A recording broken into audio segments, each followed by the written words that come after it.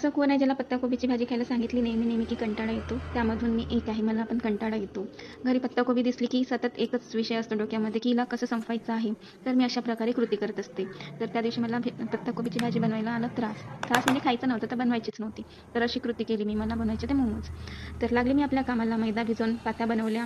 पत्ताकोबी चिरली, गाजर, शिमला मिरची, ओला कांदा, हिरवा कांदा, अद्रक, लसूण, हिरवी मिरची सर्व बारीक चॉप करून मिक्स केलं आणि आपल्याकडे स्टीमर तर काही होतं नाही, तर मी इडली पात्रामध्येच बनवणार होती आणि याच्यामध्ये पण बनते काही नाही, तो एक प्रकारचा स्टीमरच आहे. अशा प्रकारे स्टफिंग भरली आणि शेप दिला.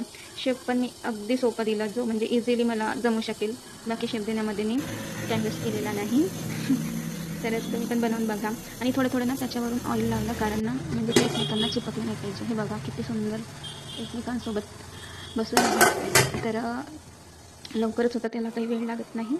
आणि हे मोमोजची चटणी जी मी घरीच तयार केलेली होती आणि रिकाम्या बॉटलमध्ये भरून ठेवलेली होती. खूप खूप मेहनत आहे याच्यामध्ये. चटणी बनवा, पत्ताकोबी किसा, स्टीमरमध्ये लावा. खूप म्हणजे खूप. तरी पण काही नाही, घरी बनवावं एखादी वेळेस. कारण घरचं खाणं नेहमी चांगलं असते, पण मैद्याचं नेहमी खाणं चांगलं नसते. एखादी वेळेस खायला काही हरकत नाही. तर अशा प्रकारे मी बनवले मोमोज. बघा किती प्रॉपर शिजलेले आहेत आणि दिसायला पण खूप मस्त आणि खायला पण खूप टेस्टी झाले होते. तर या सर्वजण खायला मोमोज आणि सांगा कसं झालं मोमोजचं ब्लॉग. तुम्ही पण करून बघा, ज्यांना पत्ताकोबी खायला येतो कंटाळा.